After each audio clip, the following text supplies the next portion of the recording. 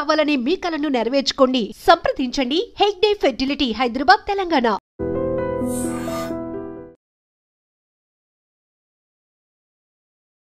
జనరల్గా సమ్మర్లో అగ్ని ప్రమాదాలు ఎక్కువగా చూస్తూ ఉంటాం. ఎలక్ట్రికల్ ఫైర్స్ కానీ, షార్ట్ సర్క్యూట్స్, వీటిల్లో సమ్మర్ అనేటప్పటికీ నాన్ స్టాప్గా కంటిన్యూస్లీ ప్రతి ఇంట్లో రన్ అయ్యేది ఏసీలు కూడా బ్లాస్ట్ అవుతూ ఉండటం, అగ్ని ప్రమాదాలు జరుగుతూ ఉండటం, చాలామంది ప్రాణాలు పోగొట్టుకుంటూ ఉండటం, ఇవన్నీ మనం చూస్తున్నాం. అసలు ఎందుకు షార్ట్ సర్క్యూట్ ఎందుకు కారణమవుతాయి, అలానే ఏసీ ఫైర్స్ ఎందుకు జరుగుతూ ఉంటాయి కూడా తెలుసుకుందాం. నమస్తే మేడం, విశాఖపట్నం ఫైర్ స్టేషన్ నుంచి వచ్చాం. యాక్చువల్గా ఈ సమ్మర్లోని ఏసీ ఉపయోగాలు, తర్వాత ఫ్రిడ్జ్ ఉపయోగాలు ఎక్కువ చేస్తూ ఉంటాం.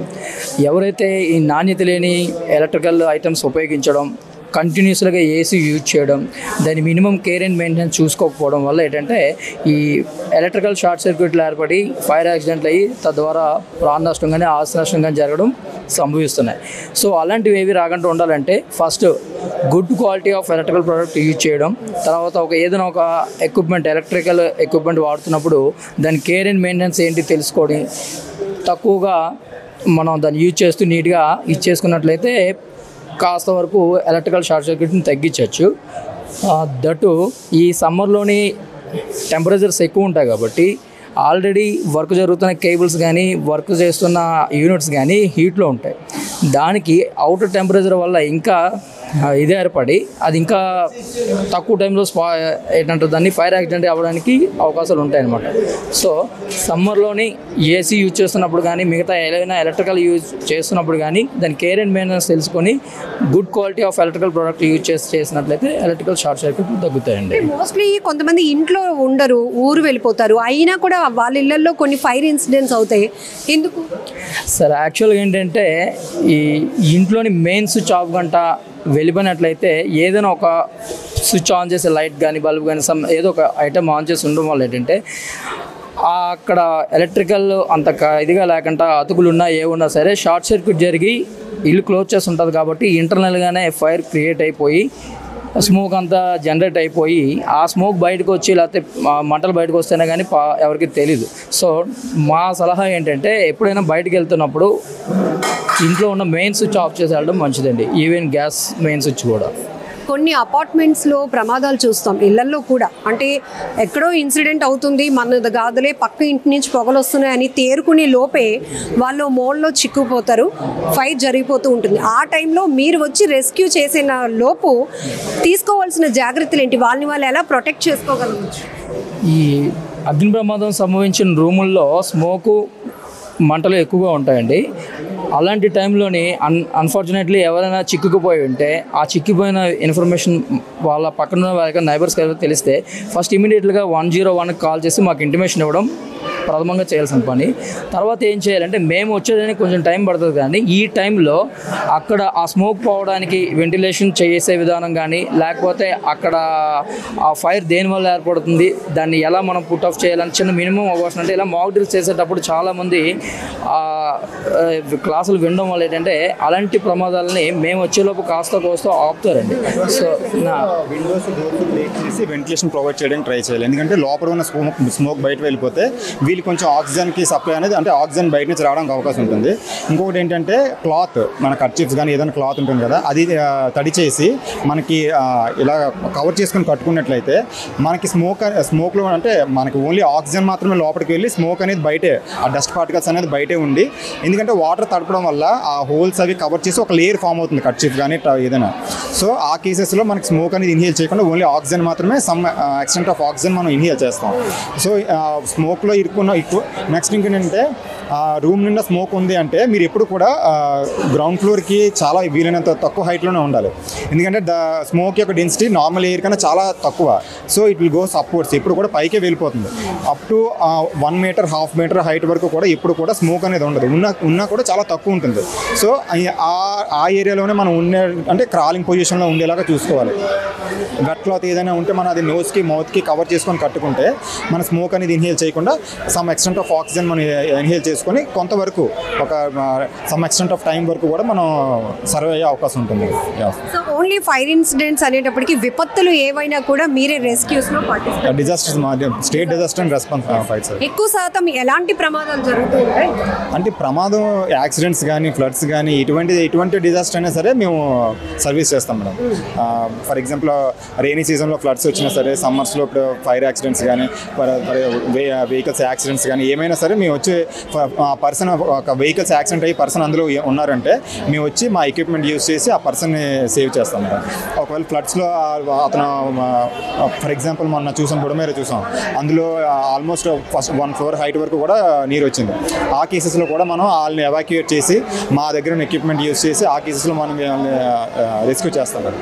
సో ఎటువంటి డిజాస్టర్ అయినా సరే మేము సర్వీస్ చేస్తాం. అదే ఈ 14 నుంచి 20 వరకు జరిగే అగ్నిమాపక వారోత్సవాల్లో భాగంగా మా డిపార్ట్మెంటు ఎంటైర్ ఆంధ్రప్రదేశ్ రాష్ట్రం మొత్తంగా ఉన్న ఫైర్ స్టేషన్లో వాళ్ళ డ్యూరేషన్లో ఉన్నటువంటి షాపింగ్ మాల్స్ కానీ, అంటే ఈ వారం రోజుల్లో ఒకరోజు షాపింగ్ మాల్స్ కానీ, ఒకరోజు సినిమా హాల్స్ కానీ, ఒకరోజు ఇలా రెసిడెన్షియల్ ఇలాగా ఎడ్యుకేషనల్ ఇన్స్టిట్యూట్స్, ఒకరోజు రెసిడెన్షియల్ ఇలాగా mock drills, fire awareness programme conduct చేసి ప్రజల యొక్క ఆస్తి మరియు ప్రాణ నష్టాన్ని నివారించేదానికి భాగంగా ఈ వారం రోజులు మాక్ డ్రిల్ నిర్వహిస్తారండి.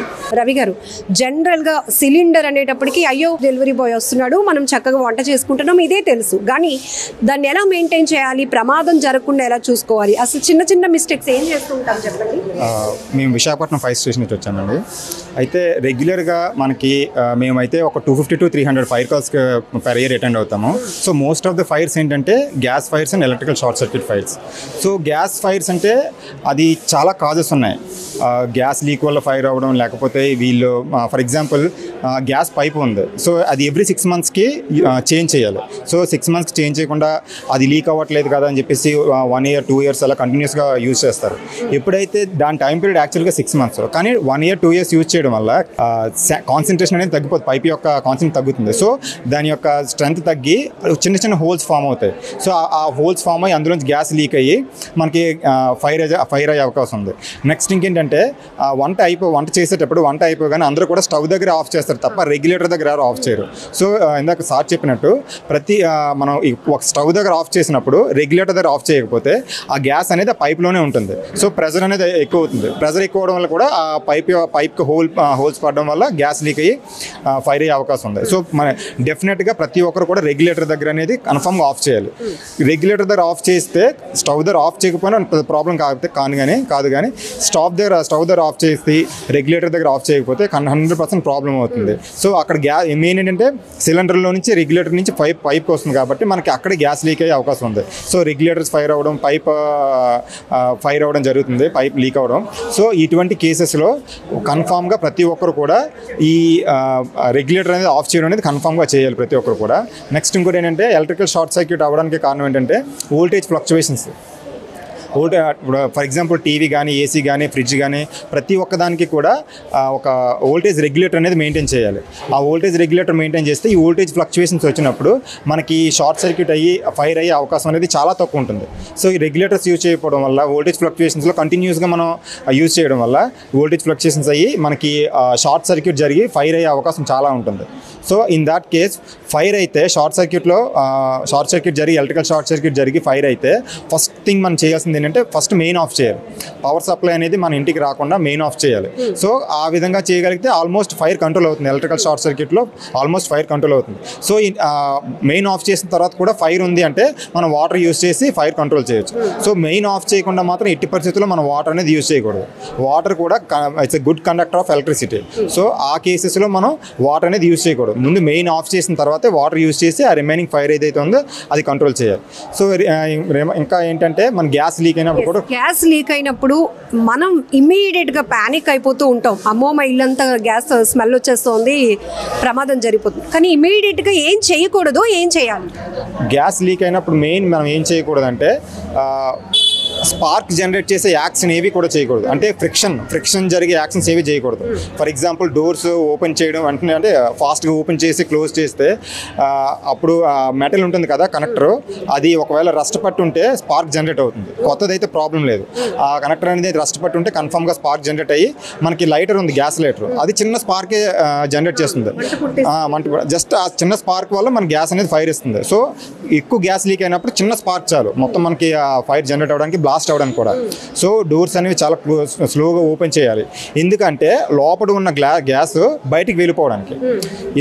వన్స్ మనకి లోపల ఉన్న గ్యాస్ బయటికి వెళ్ళిపోతే అది ఎయిర్లో మిక్స్ అయిపోయి దాని కాన్సన్ట్రేషన్ తగ్గి ఫైర్ అయితే అవ్వదు. ఎప్పుడైతే క్లోజ్డ్ రూమ్లో గ్యాస్ ఉందో అప్పుడే ఫైర్ అవుతుంది. ఎందుకంటే దాని కాన్సన్ట్రేషన్ ఎక్కువ ఉంటుంది, ప్రెజర్ ఎక్కువ ఉంటుంది కాబట్టి అది ఫైర్ అవుతుంది. సో మనం ఫస్ట్ ఎప్పుడైతే గ్యాస్ లీక్ అయిందో కంగారు పడకుండా వెంటిలేషన్ ప్రొవైడ్ చేయాలి. ఇంకొకటి ఏంటంటే మొబైల్స్ యూజ్ చేయకూడదు. కాల్ యాక్సెప్ట్ కానీ డిక్లైన్ చేయడం కానీ టార్చ్ ఆన్ చేయడం కానీ చేయకూడదు. యాక్సెప్ట్ చేసేటప్పుడు డిక్లైన్ చేసేటప్పుడు కూడా ఇంటర్నల్గా మనకు వోల్టేజ్ జనరేట్ అవుతుంది. సో ఇన్ దాట్ కేస్ మనకి స్పార్క్ కూడా జనరేట్ అవుతుంది. ఆ యాక్షన్స్ మొబైల్స్ కూడా ఆపరేట్ చేయకూడదు. ఎలక్ట్రికల్ స్విచ్ ఆఫ్ చేయకూడదు, స్విచ్ ఆన్ చేయకూడదు. ఎందుకంటే మనకు తెలియదు కానీ లోపల స్పార్క్ జనరేట్ అవుతుంది. That's enough to generate fire. అంటే గ్యాస్ లీక్ అయినప్పుడు అలా జరుగుతుంది. గ్యాస్ అనేది ఏంటంటే మన ఎయిర్ కన్నా డెన్సిటీ ఎక్కువ. సో మనకు అది ఫ్లోర్కి 1 మీటర్ to 2 మీటర్స్ హైట్లోనే ఉంటుంది కన్ఫామ్గా. సో ఆ హైట్లో ఉన్నప్పుడు మనకి ఏదైతే వెంటిలేషన్ ప్రొవైడ్ చేయగలమో, అంటే బయటికి వెళ్ళిపోవడానికి ఏదైతే కాజ్ ఉందో మనం అది ప్రిపేర్ చేయాలి. డోర్స్ ఓపెన్ చేయడం కానీ. సో ఆ విధంగా మనం నెక్స్ట్ ఫ్రిక్షన్ క్రియేట్ చేసే యాక్షన్స్ మెటల్స్ ఏమన్నా మెటల్స్ ఉన్నాయి, ఐరన్ మెటల్స్ కానీ లేకపోతే సిలిండర్ని ఇలా ఈడ్చుకొని రావడం కానీ చేయకూడదు. ఆ కేసెస్లో కూడా మెటల్ ఫ్రిక్షన్ జరగడం వల్ల కూడా స్పార్క్ జనరేట్ అయ్యి ఫైర్ అయ్యే అవకాశం ఉంది. సిలిండర్ నుంచి గ్యాస్ లీక్ అవుతోంది, ఫైర్కి కారణం అవుతోంది. ఆ టైంలో మళ్ళీ 101కి కాల్ చేసి మీరు వచ్చి రెస్క్యూ చేయకముందు మా స్వతహాగా మేము దాన్ని ఏమైనా రెస్క్యూ చేసుకోగలుగుతామా? ఆ సిలిండర్ నుంచి ఫామ్ అవుతున్న ఆ ఫైర్ని కంట్రోల్ చేయగలుగుతామా?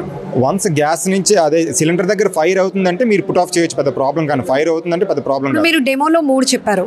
ఒకటి ఏంటంటే అంటే మీ దగ్గర ఎక్విప్మెంట్ ఉంటుంది, మీరు ట్రైన్డ్ కాబట్టి చేయగలుగుతారు. మేము ఎలా చేయాలి అంటే ముందు ప్యానిక్ అవ్వకుండా? ఫస్ట్ ఏంటంటే మనకి సిలిండర్ దగ్గర కానీ అక్కడ రూమ్లో ఫైర్ అవుతుందంటే పెద్ద ప్రాబ్లం కాదు.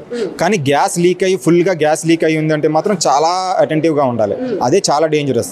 ఎప్పుడైతే గ్యాస్ లీక్ అయిందో చిన్న స్పార్క్ జనరేట్ అయినా సరే మొత్తం బ్లాస్ట్ అయిపోతుంది. ఇప్పుడు నేను చెప్పినట్టు ఫ్రిక్షన్ కానీ మొబైల్స్ యూజ్ చేయడం కానీ స్విచ్చెస్, ఎలక్ట్రికల్ స్విచ్చెస్ కానీ ఇటువంటివన్నీ ఆపరేట్ చేయకూడదు.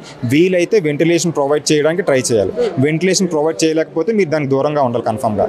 ఎందుకంటే ఆ ప్యానిక్ సిచ్యువేషన్లో మీరు అంత యాక్యురేట్గా వర్క్ చేయలేరు. సో గ్యాస్ లీక్ అయితే మాత్రం చాలా జాగ్రత్తగా ఉండాలి. ఫైర్ అవుతుందంటే మేము చెప్పిన మెథడ్స్ యూజ్ చేసి, వెట్ బ్లాంకెట్ యూజ్ చేసి లేకపోతే బకెట్ యూజ్ చేసి, CO2 ఎక్స్టింగ్విషర్స్ యూజ్ చేసి ఫైర్ పుట్ ఆఫ్ చేయొచ్చు, పెద్ద ప్రాబ్లం కానీ ఫైర్ అవ్వకుండా గ్యాస్ మాత్రమే లీక్ అయ్యి చాలా ఎక్కువ గ్యాస్ స్మెల్ వస్తుంది, గ్యాస్ ఎక్కువ రిలీజ్ అయింది, క్లోజ్ రూమ్లోనే ఉందంటే మాత్రం చాలా జాగ్రత్తగా ఉండాలి. మీకు వీలైతే మీరు ఆ వెంటిలేషన్ ప్రొవైడ్ చేయడానికి ట్రై చేయాలి. లేకపోతే 101 కాల్ చేసి మీరు కొంచెం దూరంగా ఉండడం బెటర్.